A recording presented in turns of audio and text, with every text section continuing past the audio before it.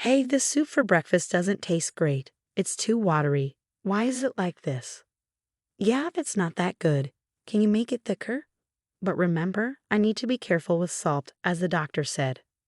Who cares about that? I really like strong flavors. The one who always complains about food is my mother-in-law, Mill. She always wants food with lots of seasoning, but she's overweight and has almost diabetes. Her doctor warned her, but she doesn't seem to care and adds extra seasoning to everything I cook. I was shocked by how much salt and pepper she added to the soup I'd made carefully. Even though I use salt and seasonings with less salt, it seems like it's never enough for her. I worry she might get really sick if she keeps eating like this. Honestly, I wouldn't be too upset if something happened to her. Mill seems to enjoy making things difficult for me. She's always complaining and being mean. My name's Alice, I'm 29 years old, and I work while also taking care of the house. I've been married for 3 years, but we don't have any kids. The problem is that I can't have children, and Mill never lets me forget it. You're worthless as a woman if you can't have children. You're broken, she'd say. You should be thankful just to be allowed in this house. You're right, I am broken because we've tried so many times and I can't have kids. Talk about getting a bad deal. Ha, how can you say that? My husband laughed. Well, because a woman who can't have kids is done for, Mill added. You're right, Mom, my husband agreed. That I'm broken.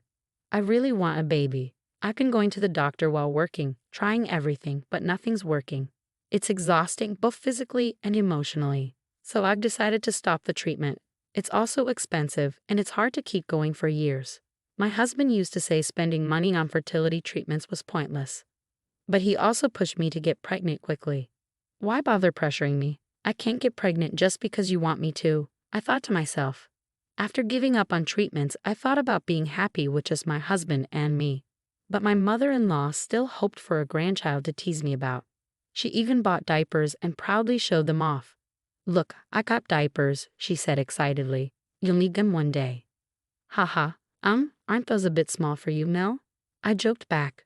Haha, hey, these are for a baby, can't you see that? She replied. Well, I wouldn't know. I'm the broken woman who can't have kids, I retorted sarcastically. That's enough. Angrily, my mother-in-law stormed off to her room. Thank goodness, I thought, already tired from work and not wanting to deal with her mean comments anymore. It seems like she has nothing better to do than make my life miserable. We moved in with my in-laws after my father-in-law passed away a year ago. My mother-in-law was heartbroken. Then, around the same time, she was warned by her doctor about her risk of diabetes. That's why we moved in. My husband wanted to support his mom, but despite having diabetes, she's okay as long as she takes her medication and eats well. There's nothing to worry about, well, except that she often forgets her meds and eats whatever she wants, so her condition might worsen eventually. Even if that happens, I really don't want to be responsible for taking care of my mother-in-law. I'm still working and really busy. Taking care of in-laws in my 20s? No thanks. The next day was my day off, so I was doing chores around the house. My mother-in-law, who usually just sits on the sofa snacking, suddenly got up and went into my room. I didn't want her in there, but my hands were full, so I didn't say anything. I cleaned your room for you, she said. Thanks, I replied, feeling suspicious. Maybe I should switch rooms with my husband. You know, if you leave your room messy, you'll attract bugs, she chuckled. Sure, enjoy your clean room, I replied, feeling unsure about her intentions. My mother-in-law seemed to think I was grateful, which only made her behavior more suspicious. I had a feeling she was up to something. That night, I decided to sleep in my husband's room. He'd been away on business since yesterday, so he wouldn't know.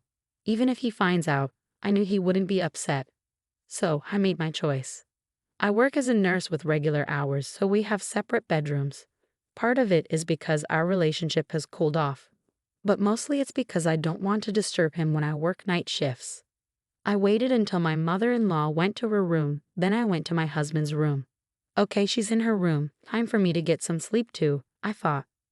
And so, I ended up sleeping in my husband's room for 2 days. My mother-in-law started to get suspicious because I seemed too happy. She began asking strange questions. Are you sure you're not feeling any discomfort or anything? She asked. What do you mean?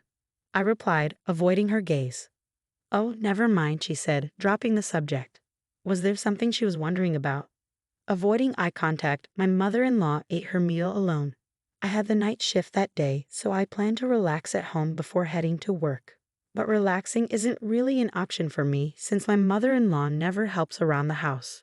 She enjoys telling me what to do while she sits on the couch, eating snacks and reading Japanese comics for women. She's probably reading and plotting her next move to make her annoying daughter-in-law upset. I glanced at the cover of her comic. It was titled Epic Mother and Daughter-in-Law Swamp Battle in English. I couldn't help but roll my eyes at her choice of reading material. Eventually, my husband returned from his business trip, but it was already 10 p.m. GH. I'm exhausted. I'm going to take a bath, he said. Sure, I'll heat it up for you. Have a beer while you wait, I suggested. Thanks, I will. Oh wait, it's not safe to drink alcohol before taking a bath. Okay, I'll have a non-alcoholic beer then, he reluctantly agreed, listening to my advice about the dangers of mixing alcohol and hot water. You'd think he'd know better. Even saunas have signs warning against entering if you're drunk. But no, common sense isn't so common for him or my mother-in-law. After that, my husband took his bath and started singing loudly. We live in a single-family home, but singing at this hour, our neighbors won't be pleased. La la la la la. Hey, you're too loud, I said. Shut it. You're the one being loud, he retorted. I quietly warned him to stop singing, but then my mother-in-law came into the bathroom area to join in. Joaquin is just trying to enjoy himself singing. What's wrong with that? She said. What? You really don't know how to treat your husband, do you? Always so inconsiderate and complaining, my mother-in-law scolded me. Hey, I'm not the one always complaining, Mill, I replied. Talking back, huh? You're definitely not cute. Not that you're a beauty to begin with, she sneered. That's okay with me. I probably look like a knockout beauty in some other country, no worries, haha.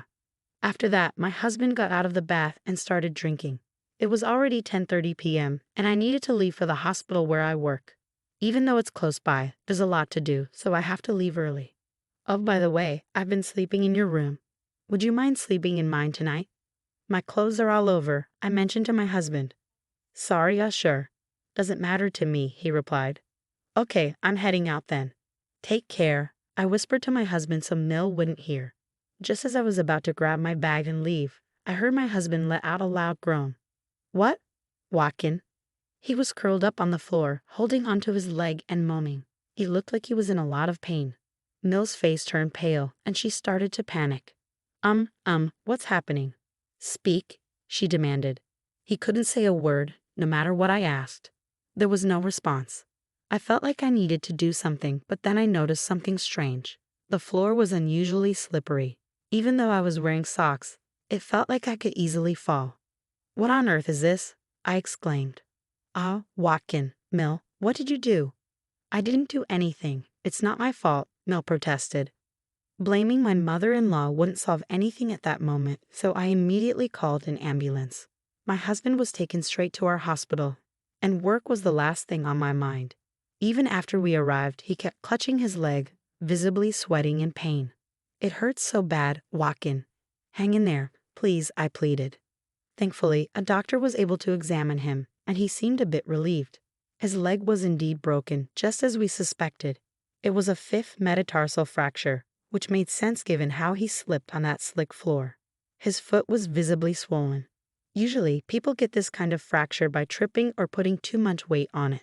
Speaking from my own experience, I twisted my ankle falling downstairs years ago. I heard a loud snap, and the pain was unbearable. I was also diagnosed with a fifth metatarsal fracture. I was lost in music while walking downstairs, so it was quite embarrassing. I even lied to my close friends about it. Since his fracture didn't need hospitalization, my husband could come home. I was supposed to work a night shift, but my nursing supervisor insisted that I take the night off. It wasn't life-threatening, but I guess she was genuinely worried. I survived, but now I've got a fever, my husband remarked. Well, you broke your leg, so getting a fever isn't surprising. But why was the floor so slippery? Maybe we should ask Mill about that, huh? I suggested. Hey, what did you do to the floor in the room? I confronted Mill. Well, the floor was slippery. That's why I slipped and fell. I could have seriously hurt myself, my husband interjected. That room is for my daughter-in-law, so I greased the floor. What?